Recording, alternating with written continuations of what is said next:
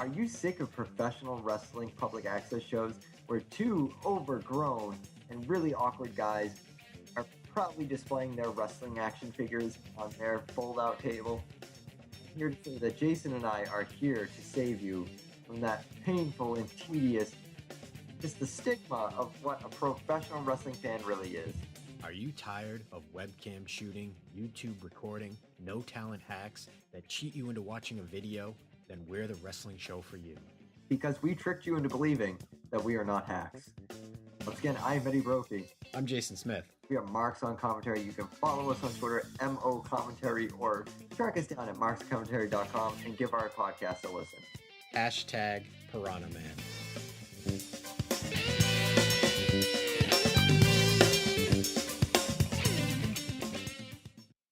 Do you know who I am? My name is the sure thing Mark Sherman. And I'm that guy, Scotty Slade, and we're Team #Friendship. And you're listening to Marks on Commentary. Yeah. I think this is fake. You can't say that. I can say that. Wrestling's not fake! It's still real to me, damn it. The unscripted, uncensored, loose cannon of commentary. This ain't WCW. This ain't Monday Night Raw. This ain't SmackDown. This ain't even WWE. Do I have everybody's attention now? The recognized symbol of excellence in sports entertainment. You're listening to Marks on Commentary. Hello, ladies and gentlemen. Welcome back to Marks on Commentary. And as me and Eddie have been doing all week long, we've been going back and kind of reminiscing how, the show is now a year old, and it wouldn't be right to do so without acknowledging my guest at this time, former co-host, ladies and gentlemen, Kathryn. Hey guys, long time no see. I guess I never see any of you guys, but you know what I mean. I'm just as nerdy as ever. Don't worry, guys.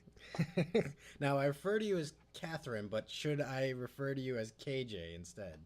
I don't know. I go by both. Okay. I guess I'm supposed to go by KJ for things now, which is different, but it's fun. Now, having two names. Should we get into why you're called KJ now? We might as well. All right. So as you guys know, I left the show, and actually the night that was my last night, we were interviewing DJ Hyde, and after the show, he was being really cool. He was just talking to us, shooting the shit, and he was like, hey, you guys are really great. Do you want to keep working together? And Jason and I already knew at that point that I was leaving. And we were so we decided to be honest. And I was like, hey, I'm leaving the show. I wanted to focus more on indie wrestling. You guys want to focus more on WWE, and that's fine. Jason and I are still friends. Eddie and I are still friends. It's not like I left and we haven't talked since. Yeah. And so am I wrong in assuming he kind of offered me a job on the spot? It was peculiar. It was just like, oh wow, and it was awesome to hear for you. Like, oh wow, totally, grab a hold of this. Yeah, it was kind of ridiculous because I was just like, oh, I'm leaving, and he's like, why? So I explained, and he was just like, well, call me next week and we'll work it out. And I was like, what? I kind of freaked out. Jason sent me the clip because we were still recording at the time. And oh my God, I think I listened to it 10 times to be like, did I imagine this or did this really happen? So I am actually currently working for Combat Zone Wrestling down in Jersey. Excellent. So I'm doing a little bit of PR work. I'm doing some stuff on the Twitter account. And then the reason why I have to have two names now is I am hosting a show for them. I co-host, I guess it's bi-monthly show that comes out. It's called In the Zone. And really, I do it with Nate Steen. He's wonderful. He's fantastic. And pretty much we do there what we were kind of doing with the interviews here, where we just kind of sit down with the wrestlers and get to know them as human beings. Because to me, I know, Jason, you're not really into indie wrestling, but even you were kind of interested to figure out how do people get to that stage? How do you walk through the doors of a wrestling school, and where does your life lead you so that you get to that point? And it's been really awesome. We've sat down with a couple of people. We got to sit down with Lucky 13. He was our first one. He's a member of the Nation of Intoxication over at CCW. We sat down with Kimberly. That was a big one. She's phenomenal. She's one of the best women's wrestlers on the circuit now, and she's actually the first woman to ever graduate from the CZW wrestling school. So it was really interesting to get her perspective on, going through training, going to shows, going through the whole process, as a lady, as opposed to I mean, it's kind of the stereotype, but it's a lot different when two guys decide that they'd like to beat each other up for a living, as opposed to when a woman makes that decision. And then our last interview we did, I was so excited. Jason will understand, because we were supposed to interview him for the show once. I was supposed to interview him another time. It never worked out. I finally got to interview Biff Busick. Nice. Yeah. Very oh my cool. God. I was so happy about it. That's It was awesome. absolutely ridiculous. No, it's been a lot of fun. It's been really great, and everybody's been really supportive. It's such a great atmosphere down there, and no, it's just absolutely awesome. When Jason and I were talking right before we started recording, it means I'm driving down to Jersey at least once a month, 6 Yeah. hours each way. Oh, that's a hike. Oh yeah. So last month, I went to a show the night before, locally. So I didn't get home until like 11:30. I didn't get to bed till 2. Woke up at 5. Drove 6 hours down there. Pretty much started working right away. So I worked from 11 a.m. to 2 a.m. And then I got in my car and drove my ass back home 6 hours. And I stopped at a rest stop in Jersey and slept for an hour and a half, and that was like the only sleep I got. It was ridiculous. That's my life right now, and it's pretty wonderful. I won't lie. No, that's awesome. You're definitely committed to seeing this out, and that's awesome to see. Yeah, and I mean, I never would have gotten that opportunity if it weren't for you, and if it weren't for Eddie, and if it weren't for the show and all our fans. And I mean, some of the guys that we had on the show, literally, like, especially like Scotty and Mark, really took a chance on us coming on, and I really appreciated that. And without them, like, I would never be where I am now, or given the opportunity to even move further. So. Yeah. Oh, the past year, you know, the show has been awesome. It's great to see that you're doing awesome now. Yeah. You know, everybody wins. Right, exactly. Like, yes, I left the show, but like we still talk. I'm still in awe of the things you guys are doing. The fact that you guys pretty much broke Podomatic, I think, is hilarious. And then, Yeah. you know, I have my CZW stuff, and it's awesome. Yeah, it's been really fun. Like, And you are missed, and it's cool. And I mean, it's nice to have you back and, you know, get your Yeah. perspective on a lot of things. And yeah, we're gonna have to catch up more often, because definitely. I miss you guys like crazy. I know. Now you'll have to get us like the inside scoop, like on what's going on in CZW and stuff. Well, I mean, the biggest thing for CZW is this upcoming weekend, the 12th, down in Jersey. We have our Best of the Best tournament. It's this huge tournament. There's a lot of great guys in it. If you're familiar with indie guys at all, Chuck Taylor's in it. Papadon is in it. Bucks Belmar is hilarious. He's one of my favorite indie wrestlers right now. He's from Canada. He's going to be in it. Biff Busick's going to be in it. And then there's some great tag matches. And then for all you New Englanders, we're actually doing a CZW show in Providence, which is huge. It's going to be their first time there. So if you're familiar with indie wrestling in Providence, there's a group called Beyond Wrestling. It's run by Denver, Colorado, and they do shows. Person, not the place. And they do shows at Fete Music. It's a nightclub, and it's really unique. There's no barricades. There's no seats. You stand around the ring. It's the closest you'll ever get to wrestling. It's pretty awesome. Oh wow. And so we've been working with Beyond Wrestling for a while. Denver, Colorado actually does work for us at CZW. He's one of our commentators, and we do a bunch of stuff back and forth. He and DJ co-own WSU, which is the women's organization. And so we kind of have these great connections now, CZW is coming to Fete. So it's going to be the same style matches, but it's going to be CZW guys. And then there's a bunch of really huge matches for local guys. Biff Busick gets a shot at the World Heavyweight Championship, which is currently being held by Drew Gulak. I know that Juicy Product is probably going to be doing something. And then a lot of people from New York that kind of come up. Team Tremendous, which is Dan Barry. Love them. They're going to be in action. And it's going to be a great show, and it's featuring a lot of really local guys. So it's going to be a great opportunity. Oh, awesome. That's really cool. I'm really excited about it because it's only a 2-hour drive instead of a 6-hour drive. Now, I'm a big AJ Styles mark. Were you there? Is he set to come back at any point? I don't know if he's going to come back at any point.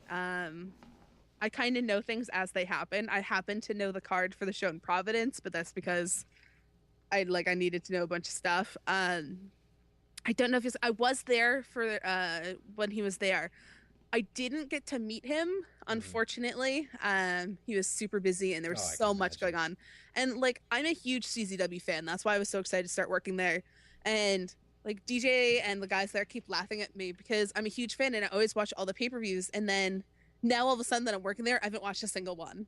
And it's just because instead of being out in the crowd or watching it at home, I'm running around like a chicken with my head cut off because on top of doing the interviews and on top of doing, some PR stuff,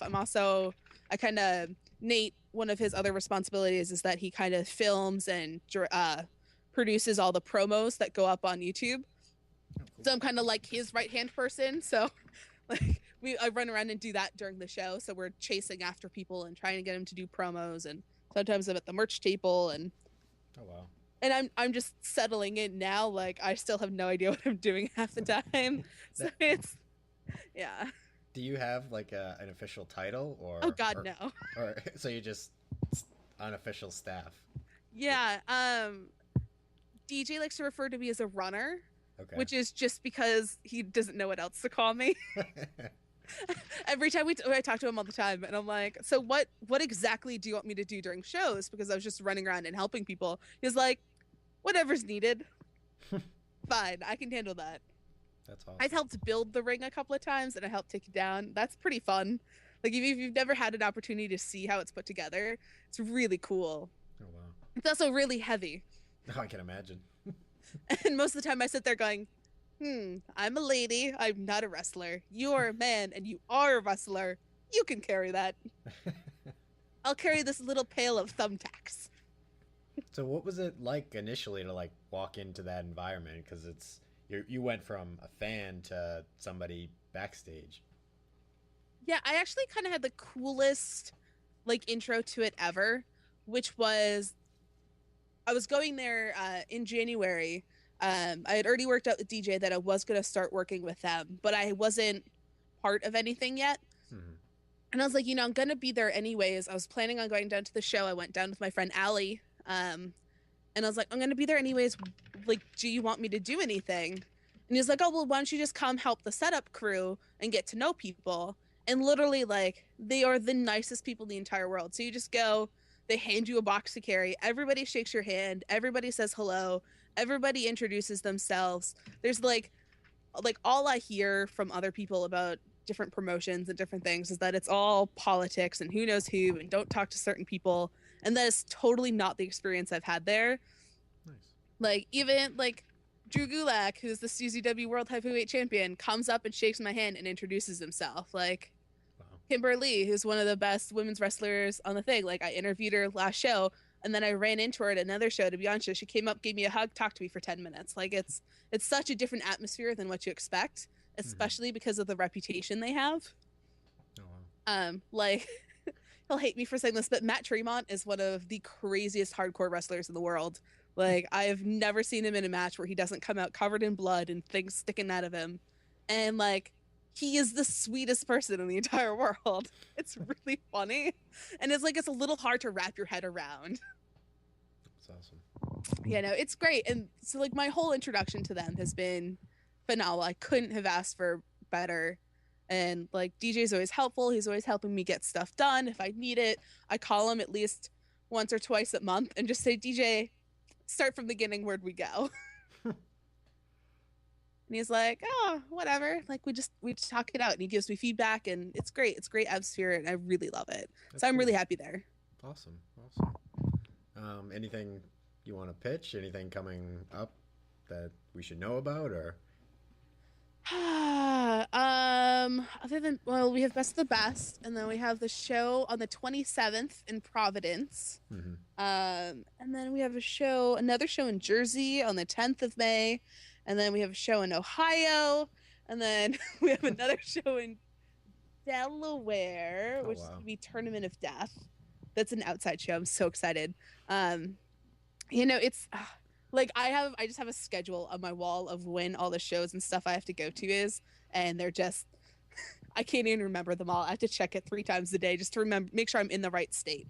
It's going to be interesting to see how the company evolves in the next year, especially because, there's so many rumors of, what is it, AAA USA's coming, you got Jeff Jarrett's promotion, Ring of Right. Honor is getting revamped. Right. TNA is doing whatever they're doing. Yeah. WWE, obviously. So it's going to be interesting to see how this company like plays out over the next year. Yeah, and I mean, I think one of the things that sets CZW apart from some of the others is that it's not too far one way or the other. Because I mean, it used to be. I mean, it's combat zone wrestling. It's hardcore wrestling, but it used to be every match there was thumbtacks, there was light tubes, there was tables, there was everything. It used to be almost too extreme, and they've dialed it back a little bit, which has made some people unhappy. But they've replaced it with some really awesome, high quality wrestling, kind of across the genres. So you get these crazy ass high flying matches. You get the brawling matches, you get the hardcore matches, you get a lot of great tag teams. And so I feel like that kind of helps them, have their own little world, because they kind of have a little bit of everything, so they can keep everybody happy. And then also, I mean, the fact that they have such great talent. I mean, you see like Dean Ambrose has come from there. Sami Callihan is from CZW. He's at NXT right now. And then Drake Younger, who has been huge on the indie scene for a long time now. He's kind of, like a CZW original. He just got picked up. He's not in developmental yet. He's headed that way. He's fulfilling his indie obligations. So he's going to be at Best of the Best. And then he's going to developmental. So like, I think it kind of proves that, they have high quality wrestling, because they have these high quality talent that are, clearly making a name for themselves and are getting picked up for a reason. That's cool. I mean, it's awesome to see, guys come from there, go to WWE, and now we're getting the next batch of guys. I'm sure you see a bunch of guys that it's like, that guy's going to be huge in 5-6 years. Oh yeah. And like, I've been seeing a lot of guys, I go to, clearly at CZW, but you guys know I'm a huge indie person now, so I kind of go to a lot of shows around New England anyways. There's some great guys around New England and the New York area as well that are, you look at them and you're like, 5 years, that's where he is. Like, so easy to tell. Speaking of indie guys and things to happen, I guess I was talking to, was it Brian of the Shermaniacs? I love Brian. He predicts that Mark Sherman and Scotty Slade are going to be or at least 2 of the 3 mystery opponents in the Battle Royal. So. Oh, I love Brian. I really wish that was the case. Oh man. The best thing ever was a couple of days ago, just a fan was at New Orleans and I think it was in an airport, got his picture taken with Hulk Hogan because he just bumped into him. And he posted it on Facebook and tagged Scotty in it because he was wearing a Scotty Slade shirt. We're like, it's the closest he's ever going to get to Hulk Hogan. Is he a big mark for Hulk Hogan, or just? I mean, everybody is, but I didn't know if he was like a major nuts mark for him. I don't think so. I mean, don't quote me on it. And Scotty, for listening, I apologize if I'm getting this wrong. I don't think he's necessarily a huge Hulk fan. I know he's a huge Jericho fan, but I don't know his feelings towards Hulk. I think he identifies with the smaller guys because he is, not your average height. Sorry, Scotty. No height jokes, I promise. But I mean, we were talking about guys that we think can make it. I mean, Sherman has the right body type. He has the right look. And he's funny.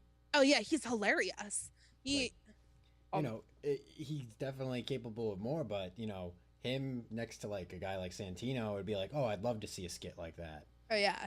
But and I think one of the great things about Sherman is that is Scotty, because the two of them together are phenomenal. They have that whole like pinky in the brain, like oh man, like every time they're trying to look for ideas for stuff, I'm like, please just do pinky in the brain, because it's so perfect. Because Scotty is like the little evil mastermind, and Mark Sherman is just a goofball. I love him to pieces, but he's a goofball. And like he just did a long run as the chaotic champion, and there was a couple of times where like he was cutting promos. You could see somebody told him like, be more serious. And it's just so hard for him to be serious because he's such a goof, and I love him. Oh my God. That's awesome. Yeah. No, there's another guy that if you guys follow my Twitter, you probably know that I harass him all the time. His name is Donovan Dijak. Mm-hmm. And he's the same thing. Like, he has that look. He has, kind of that like the big guy persona. jacked to hell and back. Like, oh my god, kid is massive. He just really doesn't like me because I keep making posters for him and cheering for him, even though he's a bad guy.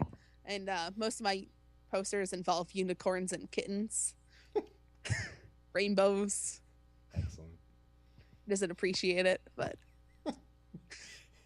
All right, let's change gears here, and tomorrow is the biggest day in wrestling.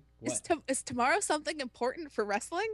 It is. If you haven't heard, April 6th. There's something that day. It is. It is the official live podcast of the Marks on Commentary.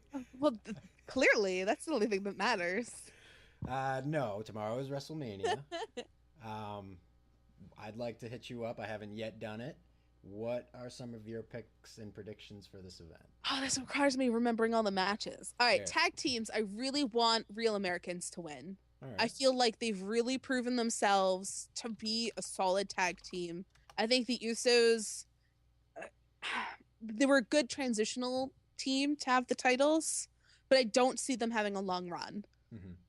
Whereas I feel like the Real Americans, like there's that right amount of like kind of infighting, and like there's so much character and storyline around them that I feel like they could pull it off for a couple of months, if not longer. Like I feel like they could be a really solid tag champion duo. And I love Zeb Coulter because he's Zeb Coulter. Now, I know you are pulling for Scotty Slade and Mark Sherman for one of them to win the Battle Royal, but who do you see pulling off a victory? I mean, I'm really interested to see who the mystery people are, because I feel like that could make a huge difference. Yeah. I mean, in my heart of hearts, I want Ziggler or Cesaro or Cesaro's not in it. Is not. Oh, that's right. They pulled him. So I guess it would be Ziggler or Heath Slater. Or I don't know. I just feel like there's so many like guys that are kind of low on the card. Damien Sandow, kind of re-legitimize him, I think would be phenomenal because he's gone downhill since they took the Money in the Bank. But like it also depends on who those mystery people are, because actually this is my dad's idea, ironically enough. Alexander Rushdev has been having this huge push, and then all of a sudden he's kind of disappeared for the last week or two. And I feel like if he's one of the mystery entrants, I mean, give him a huge win at WrestleMania. That would be a heck of a way to start a career. I mean, they did the same kind of thing with Fandango last year. Yeah. Give him a huge win over Jericho, and it gave him a push for a while. Just unfortunately, people forgot the dance eventually. But I mean, I think that's definitely a possibility. So in my heart of hearts, I want Ziggler, but unfortunately, I don't think that doesn't always play in. Yeah. Let's go with the realistic pick. Yeah. Who's the realistic guy? If he's in it, then it's Rushdev. Okay. Whatever his name is. I don't speak Russian. Rusev, I think. Rusev, is that it? I think so. I don't. Mick Foley pointed out that he has the Mankind Dude Love and Cactus Jack costumes with him, so that could be our three right there. Which case, Dude Love all the way. All right. Your guys, the Shield and the Outlaws against Kane. This is hard because I want the Shield to win. Clearly, I mean, they're my guys. I feel like there's no reason for Kane and the Outlaws to win. I feel like it's kind of a throwaway match for them. But I feel like depending on what happens in the match could really set up the continued breakdown of the Shield. Yeah. So I mean, I think they could win the match and still end up fighting over it. Especially if Ambrose tags himself off Reigns without Reigns paying attention, rolls up Kane and takes the victory away, then I mean, right there is an argument waiting to happen. I gotcha. Nice. All right, we covered the tag title match. Yep. Let's see. Bray Wyatt, John Cena. Bray Wyatt needs the win still. Because once again, like John Cena, he doesn't need it. He's always going to be John Cena. But then, unfortunately, the minute the Wyatt family loses, the Wyatt family's gone. Yeah. No, I definitely agree with you there. Let's see. We got Brock Lesnar and The Undertaker. I mean, this is one of the few. This would sound really weird. This is one of the few times I actually wish Brock Lesnar would win. Really? Because I feel like Lesnar winning is feasible. Because I feel like I'm not sure how I feel about the build to the match. It's been kind of awkward, sometimes weird. But I feel like if Lesnar beat The Undertaker, then you would say, well, The Undertaker's old and Lesnar's a powerhouse. Of course he won. Mm-hmm. In terms of realism, I would understand it. It would make sense to me. But especially since there's rumors that Sting's already booked for next year, and I feel like unfortunately it's going to be 22-0. We forgot to cover it, the Divas title clusterfuck. All right. Okay. I can't decide who I want to win, but I haven't narrowed down to 4. Is it because of Total Divas? Yes and no. Okay. So Natty, because she's a phenomenal wrestler. Okay. Tamina, because I love what they've done with her lately. I think her image is spot on. I think like the spats that she's been having with AJ are hilarious. And then these are the 2 that 6 months ago I would have hated myself for. Either one of the Bellows I'd be okay with. Okay. And it is because of Total Divas, because I think it was Sam Roberts said it in an interview with them a couple of days ago. Or no, it wasn't Sam Roberts. It was, who is it? The Hot 97 guy. I forget his name. Rosenberg. Wrestling with Rosenberg. They were talking about it, and I mean, he made a fantastic point, which was, so many people would have said, all right, I'm on Total Divas. I don't give a shit about wrestling. But they've taken the opportunity to become phenomenal wrestlers compared to what they were. They used to be, the throw your hair around and scream and make weird sex noises. And now, I can see them actually wrestling. I think Brie has picked up some great moves from Daniel. You can tell John Cena's influence on Nikki. I think the Nikki rack attack had a shaky start because she was trying to do like a torture rack, and then unfortunately it wasn't sellable. But when she turned it into like the rack attack, I think it's a great finishing move. Mm-hmm. Makes her look like she is big and imposing and strong. And I would be okay with either 4 of them. Any of the 4 of them. All right. We got Brian and Triple H. All right. Here's my prediction. Brian wins. Yep. Triple H has a hissy fit. Fatal 4-way for the main event. All right. Who is champion at the end of the night? I'm going to take the unpopular road and say Orton with a clean win. Interesting. Because I feel like if he gets a clean win now, he'd be kind of screwing over the Authority. So I feel like he would bolster a little bit of positive attention. Mm-hmm. And but only with a clean win. If he did a roll up or something, that wouldn't matter. Yeah. But I feel like, a win right now would make him seem more legitimate, because they keep giving him opportunities and kind of then sweeping the rug out from under his feet. He's had some really good matches. He's had some really great moments, and then it all gets pulled away. I like especially like when Batista got the sunglasses slapped off his face. Like, Randy Orton laughing was the greatest thing I've ever seen. That moment alone makes me want Randy Orton to win. Awesome. All right, let's pick a bold prediction. There's a lot of things you have. I was saying earlier the other day, Stone Cold return, that is actually happening. Right. But you've got Sting, you've got Vince in there as well, and of course CM Punk. Which of those 3 have the best chance of actually coming to fruition? Let's see. Stone Cold, I feel like the only reason he would ever come back is Punk to actually wrestle. Mm-hmm. I mean, he's going to be there in some sort of way. But unless, I don't know, I feel like the only way he would come back and actually wrestle is if Punk was there. So I feel like that's a negative. Punk, I don't know. Like, so many people are still kind of doing that. He'll come back. I feel like he's done. I feel like if there was a time for him to come back, it would have been Raw Chicago. True, but in my mind, if I can divulge my own opinion for a sec, I was going, if there was anybody that could ever pull it off to make you believe up until this point that he's really gone, and for any other reason but to come back at WrestleMania 30, this would be the time and the guy to do it. Yeah, I mean, I agree, but also, like, him going and being a recluse, that's one thing. But like, he's resurfaced and he's done other things now. Like, he did some stuff with the band. He was on Talking Dead. Like, he's done other stuff, and he's kind of gone out of his way to not talk about wrestling. But he's such a character actor that he would know to do that. I know, but just the way that, they canceled a whole bunch of his appearances and then let other appearances happen. I feel like they only let those other appearances happen because he was done. Yeah. And, to me, it sucked the way that he walked out. I feel like that was kind of, inappropriate and weird. But at the same time, he has done so much in the last 3 years. And, if legitimately it was, because they weren't going to give him a main event at WrestleMania, I don't fault him. And his contract's nearly up. And if he was done, then he was done. I can understand it. And part of me only kind of hopes that he's done because, there's been so many rumors about different things that were going on. We've seen him battling so many injuries. And it kind of seems like taking a very, very extended break, if not a permanent break from WWE, if not wrestling altogether, is kind of one of the best things that he could choose to do. Mm-hmm. So, and this sounds really weird, but in a way, I kind of hope he's done, at least for now. Okay. Fair game. Now, before I'm kind of sad Jericho isn't coming back.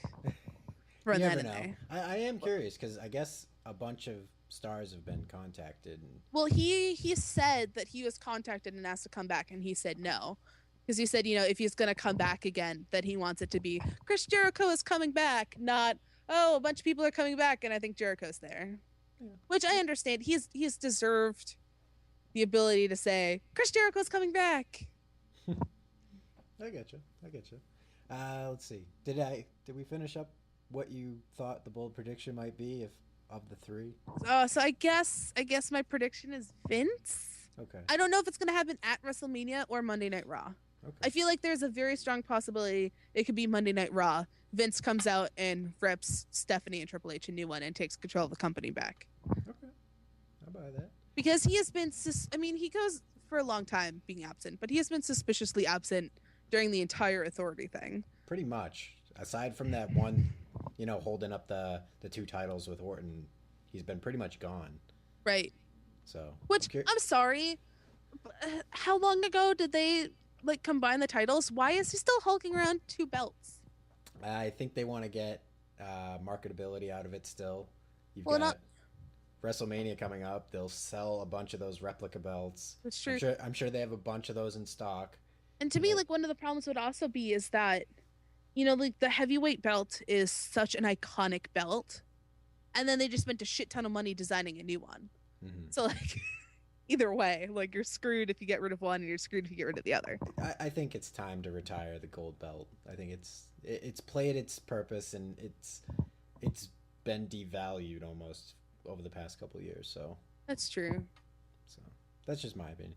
But before I let you go, I want to know what your favorite moment of being on the Marks on Commentary podcast was. Oh man.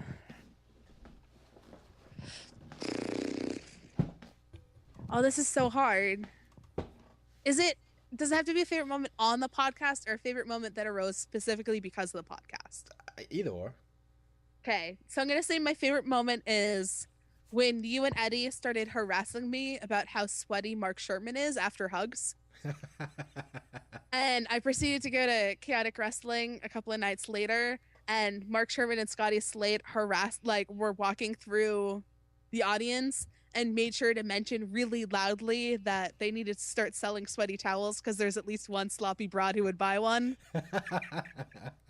And yeah, no, that moment was hilarious, and that was directly because of this podcast. You're welcome. And because of you and Eddie harassing me, which thank you so much, because if you guys hadn't harassed me so much, I wouldn't be so used to it when the guys at CZW do it. The funny thing is, I remember you telling me that you thought the language that me and Eddie use sometimes is a little questionable, and now you're like, it's nothing compared to what I get there. Yeah. Oh man. I mean, it's two different audiences and two different groups of people, but I don't know. I'm not a straight-laced person. I'm not a, squeaky clean. I can swear like a truck driver. I'm just one of those people that's been drilled into my brain, like certain language is used at certain times. And I was like, it's a podcast. You can't say those words. And he's like, lady boners and fuck this and fuck that. And oh, my dick, it's so big. And I'm like, well, fine then. Like if I had been on the podcast now as opposed to a year ago, a totally different story, I think. All right. Let's shill your social media accounts. Where can people All find right. you? I am at VLNPLYR2 on both the Instagrams and the Twitters. You can find me, or you can find me through the Combat Zone Twitter. It's at Combat Zone. Or you can go to Combat Zone Wrestling Facebook or CZ Wrestling Facebook. I forget what the real one is. I need to learn it because I have to start shelling it better. No, but definitely go check out the stuff at Combat Zone. I'm really proud of the work we've been doing. Definitely. And then, I mean, it's all because of you guys. So a big thank you to you and a big thank you to Eddie. And you guys have been so good to me. So just thank you. And thank you to all the fans. Without you guys, none of this is possible. Not my shit, not their shit, none of it. Excellent. All right, guys. Thank you, Kathryn, for visiting us. KJ, excuse me. I gotta. Whatevs. I've been us. Kathryn for 25 years. 3 months of KJ, whatever. All right, guys. Thank you so much. We'll talk to you next time. Thanks, guys. Good night.